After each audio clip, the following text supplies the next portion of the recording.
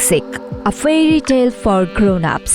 বহুল প্রতীক্ষিত এই সিনেমায় দক্ষিণী সুপারস্টার ইয়াশের সঙ্গে বলিউড অভিনেত্রী কিয়ারা আদভানির রসায়ন একটু বেশি নজর কেড়েছে। এ নিয়ে আলোচনা যত না হচ্ছে তার চেয়ে বেশি হচ্ছে সমালোচনা। নানান কটাক্ষের শিকার হয়ে এবারে জবাব দিলেন অভিনেত্রী।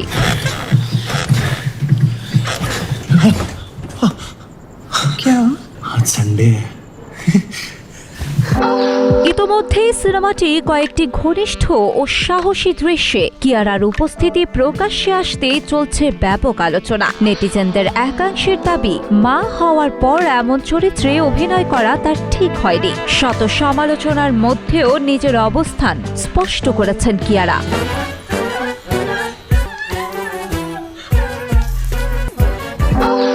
সম্প্রতি অভিনেত্রী জানান, ছবিটির গল্প প্রথম শুনেই তিনি মুগ্ধ হয়েছিলেন। তার ভাষায় চরিত্রটি ছিল গভীর, শক্তিশালী এবং অভিনয়ের জন্য দারুণ চ্যালেঞ্জিং। একজন শিল্পী হিসেবে তিনি সবসময় এমন চরিত্রের খোঁজ করেন যা তাকে নতুনভাবে প্রমাণ করার সুযোগ দেয়। তার বিশ্বাস, ক্যারিয়ারের এই পর্যায়ে এসে এমন জটিল চরিত্রে অভিনয় করার আত্মবিশ্বাস তিনি অর্জন করেছেন। मुझे तुम्हारे साथ सेक्स नहीं करना है, एसेक्सुअल। मेरे अंदर सेक्स करने की इच्छा पैदा नहीं होती है।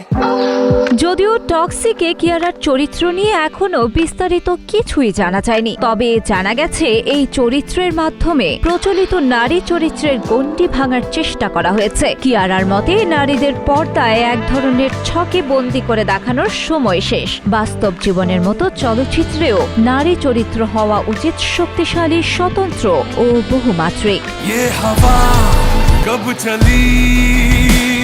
শিলা ইসলাম, গ্রেট টিভি ডিজিটাল।